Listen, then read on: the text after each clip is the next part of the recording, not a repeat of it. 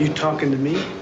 We all know that line, but the big question is, what was up with the ending of Martin Scorsese's 1976 movie Taxi Driver? A deeply disturbed anti-hero barges into a brothel and guns down a handful of people and is later hailed as a hero?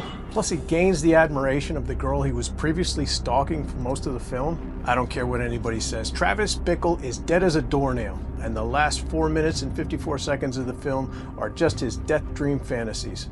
So stay tuned, because I'm going to give you 5 good reasons why I think this is true.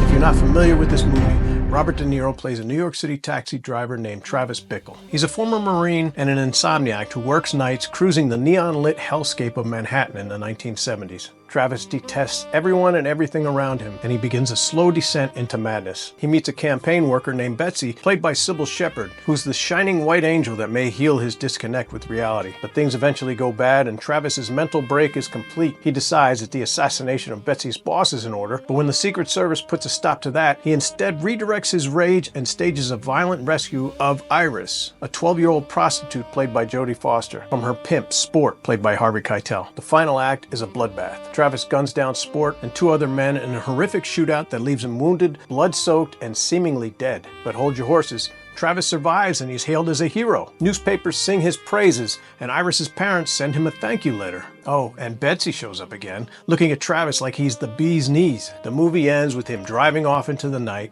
cool as a cucumber. Now, I'm going to give you 5 reasons why all of that is a crock of shit. Number 1, the God's Eye camera shot. This is a big one. Immediately after the shootout, the camera rises above the bloody scene in a slow overhead tracking shot and continues out to the street below. The argument is that this is Travis's soul's POV as it makes its way to the afterlife. Number 2, the unrealistic public reaction. This blows me away. I know people may have been more cynical back then, but the slow pan across the wall showing newspaper clippings about Travis battling gangsters and how he's a hero is way too far-fetched if you really think about it. Any real investigation into the incident would have revealed that Travis is a friggin' nut, and I'm assuming once his likeness is run through the system, the Secret Service would have ID'd him as the shady-looking would-be assassin they chased out of Columbus Circle. Number 3, Iris's parents' letter. Here's another bit of praise that is just plain silly. A handwritten letter on the wall from Iris's parents is just too good to be true. It basically realizes every single goal that Travis was striving for when he wildly shot up the brothel to rescue Iris. It's too perfect. But even more telling is that the article is read in a voiceover from Iris's father in the same broken rhythm pattern that Travis speaks in his own voiceover throughout the film as he reads from his journal. All the animals come out at night.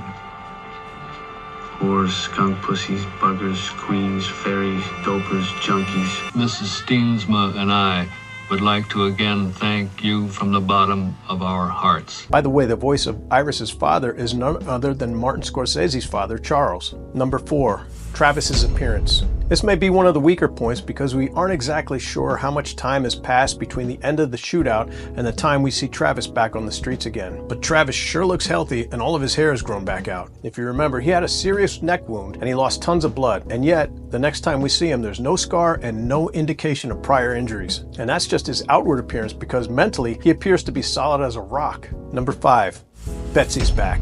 This is the one that makes absolutely zero sense if this was the real world. Travis took her on a date from hell, would not take no from her when he tried to reconcile, and then he went all Captain Kirk karate when he was forced to leave her alone. If that wasn't enough to spook away old Betsy for good, then seeing reports of him going into a brothel with guns a-blazing, killing 3 people, had to have given her pause, right? I mean, what the fuck? She saw how he was totally unstable, and yet now she sees him as an object of her quiet desire? And on top of that, Travis plays the whole thing off like he's too cool for school. No more creepy come-ons and awkward begging.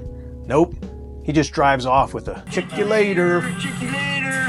Seems too idyllic if you ask me. Screenwriter Paul Schrader has suggested that the ending is open to multiple interpretations, and he's never explicitly stated whether Travis survives the shootout or not. Scorsese, on the other hand, hints at the ending being completely on the level, and only at the very end, when Travis looks in the rearview mirror and we hear a musical sting, it's a reset. Travis was well, but at that point, the old man with no name, you talking to me, Travis is back, starting the cycle all over again. If I were to focus on that moment for a minute, there's something interesting that Martin Scorsese wrote about in the liner notes of this soundtrack album I have here. The movie was scored by legendary composer Bernard Herrmann, who is probably most well known for his work with Alfred Hitchcock, and most notably Psycho. Scorsese told Herman that he wanted to punch up that end reset moment, so Bernard added a xylophone sting. Scorsese said it was nice, but he asked Bernard if there was something he could do to make it even more unsettling. "Play it backwards," he said. Simple as that, which we did, and it was exactly what I wanted. Play it backwards. Those were the last 3 words he ever said to me. He died in his sleep that night. Scorsese went on to say that he was blessed to have worked with Herman and that it was the greatest collaboration of his life in movies. So yeah, if you start to see the movie this way, it may be hard to see it any other way. But what do you think? Let us know in the comments. We answer every one of them.